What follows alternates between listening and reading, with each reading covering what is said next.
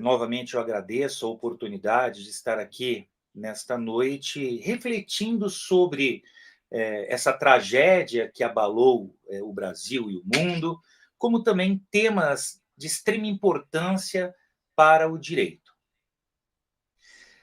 Em 2008, eu recebi um chamamento. Um senhor me procurou e disse que a sua filha havia sido morta pelo marido. E me contou toda a história. Aquilo me comoveu demais. Uma família muito bem estruturada, lá de Diadema. E ele disse: Olha, doutor Medina, eu lhe acompanho há algum tempo e eu gostaria muito que o senhor aceitasse o meu caso, na assistência da acusação. Foi o primeiro caso que eu atuei na assistência da acusação. E esse chamamento me tocou de uma forma tão grande que eu comecei a me aprofundar no estudo da vítima, no estudo da vitimologia, um dos segmentos da criminologia. E dali por diante, inúmeros outros casos, e aí sim de repercussão nacional e internacional, surgiram no decorrer da minha vida. E felizmente, até hoje, todos, sem exceção, eu obtive êxito na condenação. E no decorrer dessa caminhada, eu aprendi a ter uma outra visão do direito penal. Não é um nicho tão difundido dentro da nossa classe. Quando você começa a vivenciar as dores de quem efetivamente sofre os reflexos da ação criminosa, você começa a ver o direito de uma outra.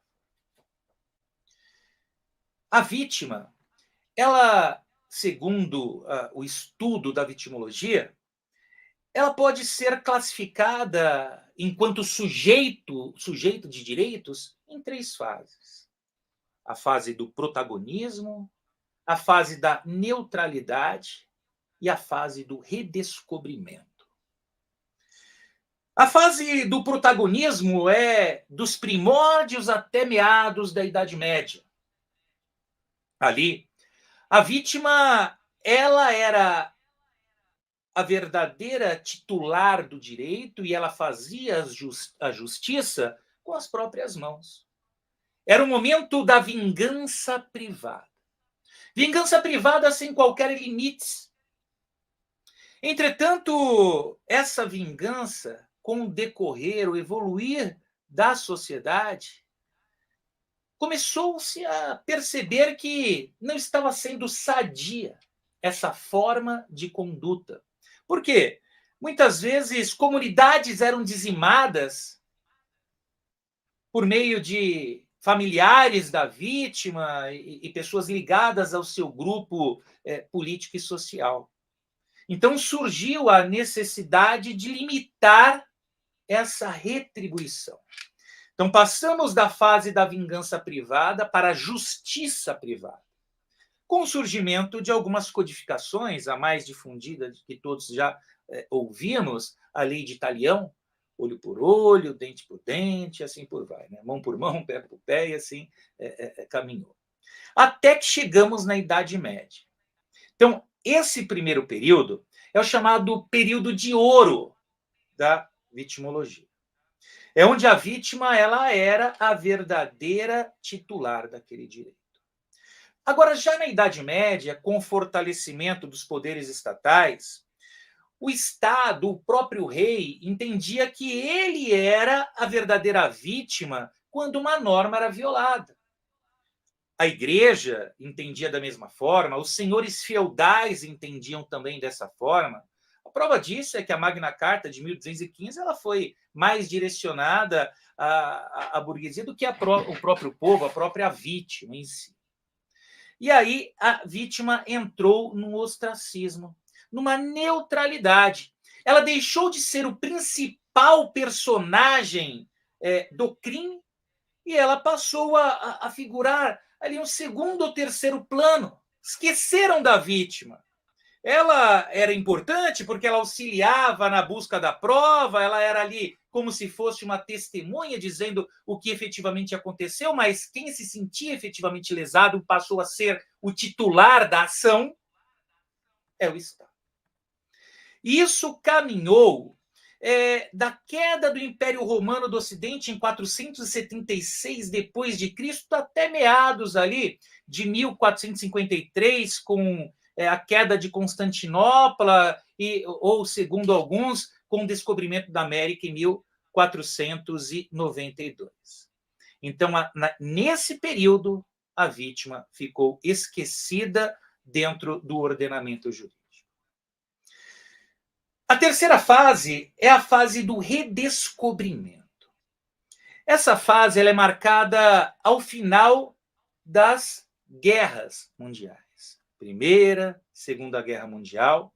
Começou-se, então, a perceber que esse personagem ele era tão importante dentro da relação processual como o próprio Estado e o réu. Então, com os documentos que foram surgindo após as duas grandes guerras, começou-se a acender novamente a luz para as vítimas. E Carrara, inclusive, fez uma reflexão que eu entendo ela bem interessante. Ele chega a dizer o seguinte: não ser moral que os governos se enriqueçam com os valores das multas impostas pelos delitos, que não conseguiram evitar. Então, o que acontecia? O Estado ele não conseguia evitar o delito, ele impunha uma multa para o réu, para o acusado, e ele era beneficiário de uma multa de algo que ele deveria ter impedido que acontecesse. Então, Carrara já começou a defender que esses valores deveriam ser destinados a quem? As vítimas, as verdadeiras titulares desse direito, as verdadeiras pessoas que sofrem de forma direta o reflexo do crime. Entretanto, somente em 1973 foi que surgiu o primeiro congresso, o primeiro simpósio internacional tratando do tema vitimologia. Esse simpósio ele foi encabeçado pela Universidade Hebraica, de Jerusalém, até mesmo em razão dos reflexos do nazismo, de como a sociedade pós-guerra estava vendo o crescimento de uma nova visão a título de proteção e de punição. Agora, vejam que interessante. A figura do advogado da vítima, que é o assistente de acusação, essa ideia surgiu no Brasil em 1898, onde? Lá no Rio Grande do Sul. Então, o primeiro estado brasileiro que criou essa figura de um advogado defendendo os interesses das vítimas foi lá no Rio Grande do Sul, que depois influenciou as demais legislações futuras e foi incorporada no nosso Código de Processo Penal, que vigora até hoje. Mas de uma forma ainda muito, muito sutil. Muito aquém do que efetivamente aquele que trabalha com esse direito gostaria que fosse. O Belo, atuante na área penal, sabe muito bem que, infelizmente, o nosso sistema penal brasileiro ele não foi criado de uma forma sistematizada, ele não foi atualizado de uma forma sistematizada. O que vigora, na verdade, é uma coxa de retalhos. Legislações são criadas em decorrência de casos de repercussão que vai acontecer no decorrer dos tempos. Então, cria-se uma norma e diz, os estudiosos, classifica essa conduta como direito penal simbólico. Criam-se símbolos para tentar dar uma resposta à sociedade para que eles consigam votos na eleição seguinte. Mas não se pensa numa sistematização do direito penal. Não se pensa numa sistematização do processo penal. E isso é muito triste. Isso prejudica demais o evoluir, o caminhar da nossa norma. Naquela última reunião nossa, promovida pela doutora Eliana, estava ali o doutor Scaff, né, foi se falado um pouco disso, da fragilidade da nossa Constituição Federal. Eu também, além de processo penal, sou professor de constitucional há muitos anos, desde da época do professor Marcato, que eu dava aula lá no curso dele e tal. E o que nós vemos? Nós estamos diante de uma Constituição formal, uma Constituição que não trata de normas materialmente constitucionais, como a Constituição dos Estados Unidos, que está ali produzindo seus efeitos há mais de 200 anos, e por isso que é um Estado forte. Nós colocamos tantas minúcias na nossa Constituição, como o Colégio Pedro II estará na órbita da União. O que tem a ver Colégio Pedro II com uma norma materialmente constitucional? E a partir disso, o que acontece? Toda hora uma nova alteração, toda hora uma nova emenda constitucional, fragilizando o nosso sistema. Toda hora estamos diante de mudanças de regras. Isso nos causa uma tremenda insegurança jurídica. Sabemos as regras do jogo até hoje, mas amanhã as regras são outras. Isso não é saudável para o nosso sistema jurídico de um modo geral. Pois bem, nesses casos que eu tenho enfrentado no decorrer dos anos, eu tenho sentido a necessidade de uma alteração no nosso Código de Processo Penal, incorporando de uma forma efetiva o direito das vítimas. O nosso Código de Processo Penal, ele até mesmo influenciado por outras legislações que estão muito à frente do Brasil nessa linha de conduta, como, por exemplo, Portugal, que tem o Estatuto da Vítima, Itália, até mesmo a Argentina, Alemanha. Todos esses países entenderam essa dor, essa imprescindibilidade da vítima ter voz no processo penal. E criaram um sistema inteligente de proteção das vítimas. E no Brasil, como que acontece isso? A cada tempo, quando surge um caso novo, tem algumas gotinhas. Então, em 2008, com a reforma do Código de Processo Penal, 11.690, 11.719, incorporaram ali algumas coisinhas, como, por exemplo, a vítima ela tem direito a ter assistência jurídica, assistência psicológica, a vítima, caminhando um pouco mais, 2011, a vítima precisa ser intimada da prisão do réu, a vítima precisa ser intimada da soltura do réu, a vítima precisa ser intimada da sentença e do acórdão. Tá, mas por quê? Não se fala, para por aí. Agora o juiz penal, disse o legislador lá atrás, vai ter a oportunidade de, na sentença, também já fixar um valor mínimo de indenização para a vítima. Pô, que legal, esse valor pode ser rediscutido no cível posteriormente, mas não pegou. Você não vê quase nunca um juiz dando essa indenização, uma norma que não pegou. Por quê? Talvez ela não foi regulamentada como deveria. Caminhando um pouco mais, com a criação das medidas cautelares, aí, a partir daquele momento, a vítima passou a ter direito, por meio do seu advogado, de requerer medidas protetivas, passou a ter direito, inclusive na fase do inquérito e na fase da ação penal, o assistente de acusação, de pedir, de representar, de requerer a prisão preventiva. Que bom. Então, aumentou um pouco mais o leque. O próprio pacote anticrime trouxe outras questões também, mas observem, retalhos dentro de uma colcha que já não conversa mais com a atualidade. O nosso código ele vai sendo alterado no decorrer dos anos, mas eles não se conversam mais. Quem atua na área penal e quem leciona nessa área sabe muito bem, por exemplo, quando você vai dar uma aula na faculdade do recurso em sentido estrito, artigo 581 do Código de Processo Penal. Vários dos incisos que estão ali não cabem mais reze. Por quê? A LEP lá atrás mudou aquelas questões todas ali. Então você tem que falar para o aluno, risca o código, onde está escrito aí tal coisa, escreve, cabe agravo em execução. Cabe agravo em execução.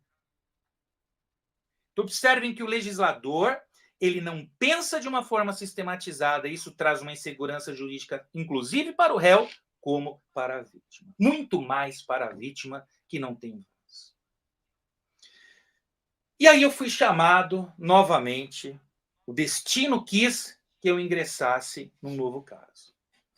Um caso que está dando repercussão nacional e internacional. Um caso extremamente triste, um caso extremamente cruel, um caso onde você vê ali os sentimentos mais vis, mais pequenos do ser humano, que é o caso do Henri Borel. O Leniel Borel, hoje um grande amigo, por indicação de outros casos que eu já havia trabalhado, insatisfeito com inúmeros advogados que haviam passado no processo, muitos deles, isso está na mídia, que se aproximou do próprio réu, advogado, assistente de acusação, estava infiltrado trabalhando para o réu. Inclusive está sendo processado na OAB por isso. Deu veja, deu tudo isso, pegaram a interceptação do cara. Me chamou para essa batalha. Menininho de 4 anos de idade. Foi torturado em 3 episódios pelo padrasto. Jairinho, Jairo, um vereador lá no Rio de Janeiro. Torturou num período e a babá viu, ouviu a criança sendo torturada, ligou para a mãe e a mãe nada fez. No segundo momento, a mãe estava num salão de cabeleireiro. A babá liga desesperada. Ele entrou com o menino no quarto. Ele está gritando, o menino saiu mancando. E a mãe nada fez. Num terceiro momento, a mãe em casa, entraram 2 adultos e uma criança de 4 anos naquele apartamento. Saíram 2 adultos e uma criança em estado de rigidez cadavérica. Triste demais. O porquê de tudo isso?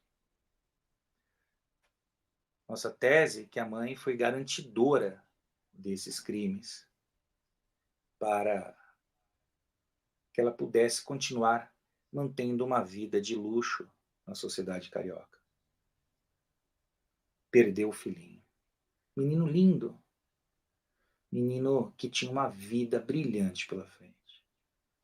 Agora, esse pai foi guerreiro.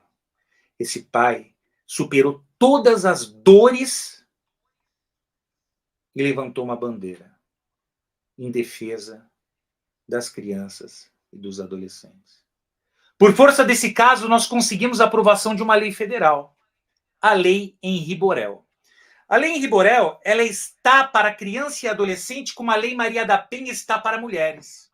A Lei Henri Borel, além de proteger, de tentar evitar a prática do crime, ela pune, ela criou normas incriminadoras, como, por exemplo, a omissão, então aquela babá hoje seria processada, o vizinho que talvez tenha ouvido a criança gritar também, então criou-se essa figura jurídica e criou-se algo também de extrema importância, o acolhimento das vítimas. A vítima, isso quem me disse foi a dona Marta, mãe da Bianca Consoli, que eu fiz o júri, o Sandro Drota estuprou e matou a Bianca, uma menina linda, 19 anos. A Teide, mãe da Gabriela Regatielli Sherman, que também foi uma menina que foi jogada do 12º andar, lá em Vitória, pelo namorado. A dona Maria do Carmo, mãe do pequeno Nicolas Maciel Franco, o pai quebrou as mãos do filhinho e jogou lá da ponte da Vila Maria, porque a mulher não queria reatar o relacionamento com ele. Casos que eu atuei e que eu ouvi da mãe, do pai. Doutor, nós somente vamos enterrar o nosso ente querido após a justiça dos homens ser feita. Com o evoluir da sociedade, mudou-se aquele conceito de que o objetivo da vítima era apenas a busca de uma indenização. Durante muitos anos, o nosso legislador processual penal entendia que a vítima atuava no processo como assistente do Ministério Público apenas para conseguir um título executivo que seria executado no âmbito civil, a chamada ação civil ex delito. Não. A vítima os familiares da vítima caminham na busca por justiça, não por indenização. Essas pessoas precisam ser acolhidas pelo Estado. Essas pessoas precisam ser cuidadas pelo Estado. Essas pessoas precisam ser protegidas pelo Estado para que elas não sejam retimizadas. E aí surgiu, recentemente, a Lei Mariana Ferrer, como algumas outras que vão surgindo. Mas o que eu defendo? São legislações importantes? São. Mas são legislações que muitas vezes não produzem a sua efetividade, porque ela cria aquela norma e não é regulamentada pelos poderes que ela prevê regulamentação. Eu digo, por exemplo, a lei Henri Borel. Eu consegui, aqui em Guarulhos, por meio de uma ex-aluna, uma vereadora muito combativa, uma amiga pessoal, a doutora Márcia Taschetti. A Márcia, ela apresentou um projeto de lei regulamentando no município de Guarulhos a lei Henri Borel, onde precisamos o quê? Que se crie uma destinação orçamentária voltada para esse tipo de proteção, para proteger a vítima.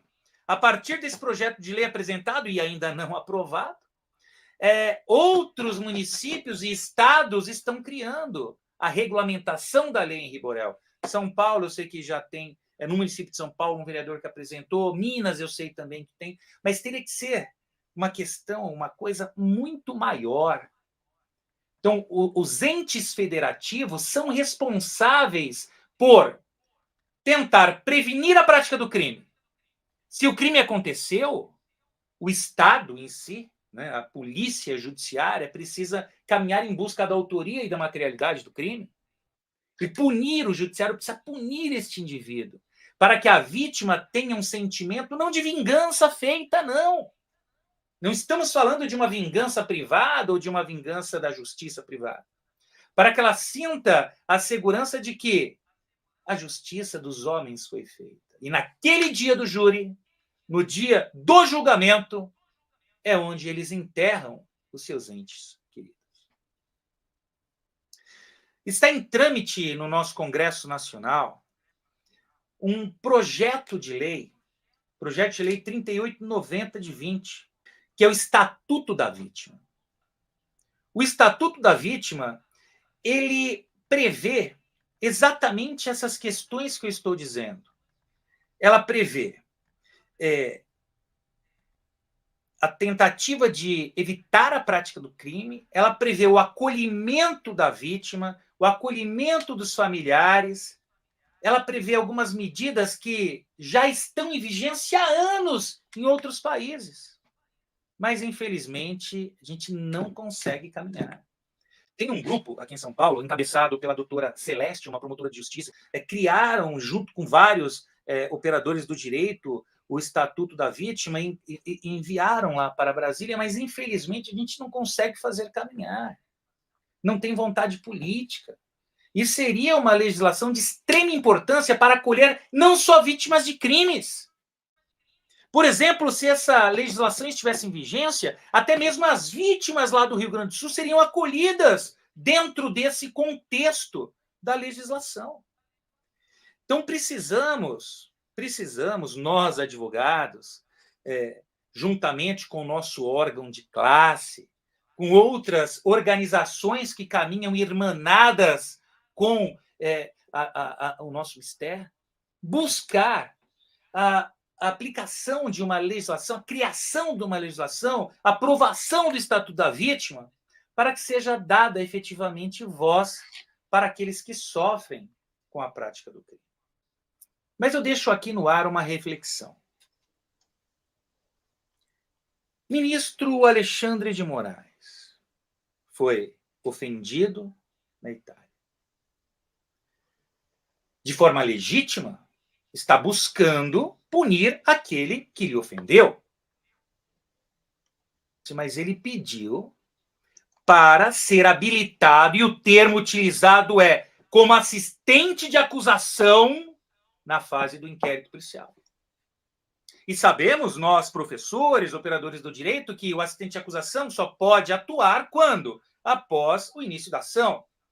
Denúncia oferecida, denúncia recebida, ele começa a atuar, artigo 268 seguintes. E se ele quisesse atuar na fase do inquérito, ele não precisaria pedir para ninguém lhe habilitar. O artigo 14 do CPP permite que vítima peticione, advogado do investigado peticione, mas observe, fica a reflexão. Será que essa decisão abriu uma avenida para rediscutir essa matéria? Será que o advogado da vítima, talvez não com esse termo acusação, porque na fase do inquérito ainda não existe acusação, mas será que o advogado da vítima pode aumentar o seu leque de atuação a partir dessa decisão? Espero que sim. Não estou criticando o ministro, não quero cercear o seu direito, mas sim buscar a equidade. Então, se direitos são dados para uma autoridade, por que não vai dar esses mesmos direitos para o anônimo? E lembrando que lá a legislação de 1898 do Rio Grande do Sul permitia que o assistente atuasse, inclusive, na fase do inquérito policial. Então, fica para reflexão esses temas. E eu quero aqui deixar registrado meus sinceros agradecimentos a todos que participaram deste evento.